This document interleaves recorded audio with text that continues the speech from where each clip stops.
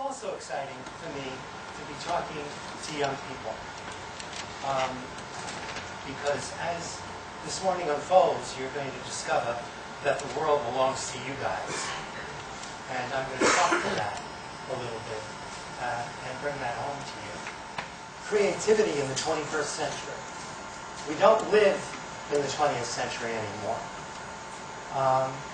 That was a century that maybe some of you had some experience with, although I doubt that. We live in the 21st century, where everything has changed. We now live in a century that is pretty much controlled by the media. The media tells us what to eat, what to wear, what to believe, what to think. The media has replaced the church as the cultural, social, and moral and ethical building of our society. The problem with the media, ladies and gentlemen, and you saw this last night, is that the media has no ethics. Because the media is interested in profits. And so we are now living in a 21st century where we really have to have our heads screwed on straight.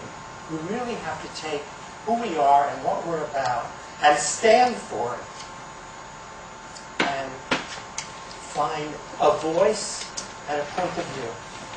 And all the teaching that I've done at UCLA and at Brooks Institute of Photography and at Ventura College, I teach a still photo black and white class there. I talk to my students about finding their voice, finding their point of view. Who are you? What do you stand for?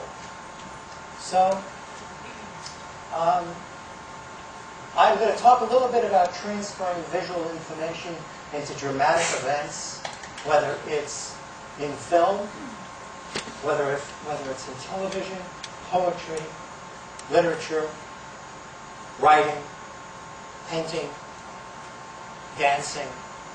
Whatever you are creating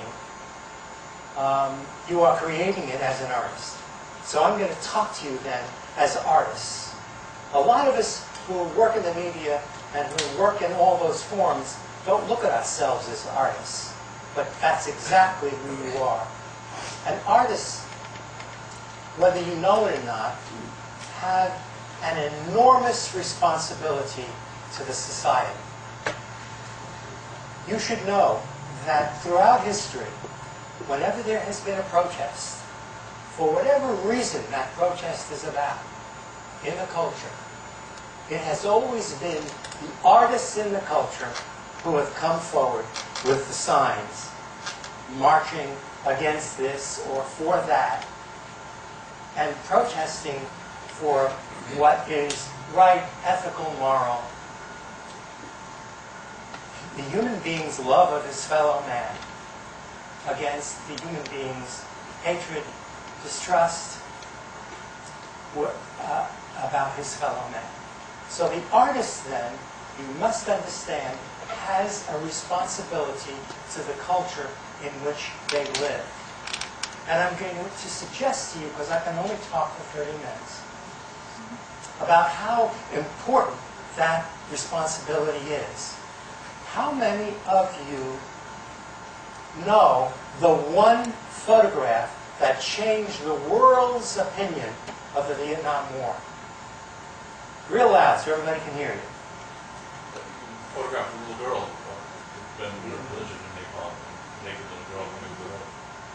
A little girl, her age, living in Vietnam, and her village was bombed by an American jet with napalm.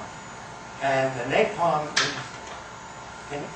covered her, burned her clothes off, and she went running down the street.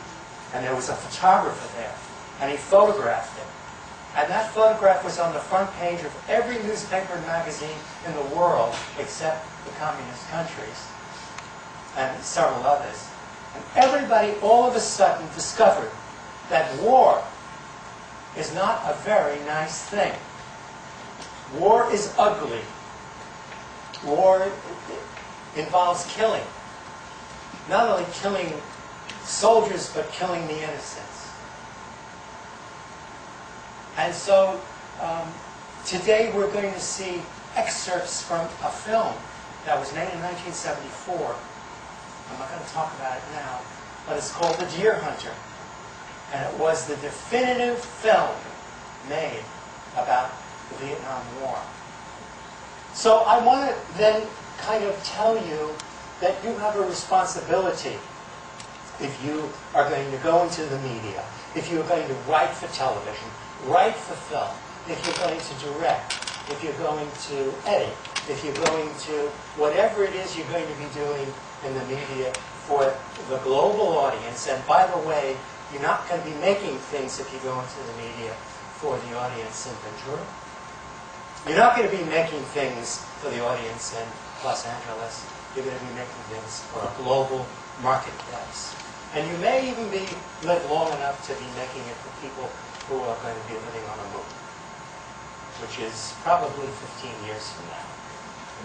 So I need to tell you, right off the bat, something that Michael Kelly, are you here? Yes. That Michael Kelly and the Ray Bradbury Foundation, and I know Michael Kelly is interested in, and that is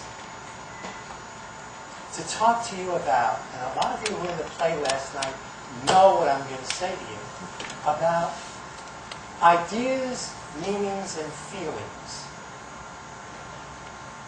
What are your ideas about the world in which you live?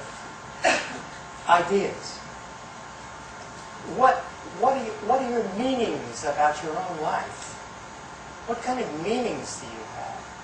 What do you stand for? And what kind of feelings do you have? When do you cry? When are you moved? Great filmmakers, great writers like Ray Bradbury are filled with ideas. They're filled with meanings. Their ideas are. And their feelings are filled with emotion. Emotion that runs from crying to laughing. So I need for you to think about that. If indeed you are going to go into the media, you're going to have to start to think about, who the hell am I? You know, what is it that I really stand for? Because if you're going to be successful at being in the media, you're going to have to really begin to write about those things, to feel about those things, and to emotionally charge them. Audiences need to be emotionally charged. And then and only then will you be able to communicate your ideas, meanings, and feelings in motion pictures, television, theater, music, the stage, etc. Are there any questions about that?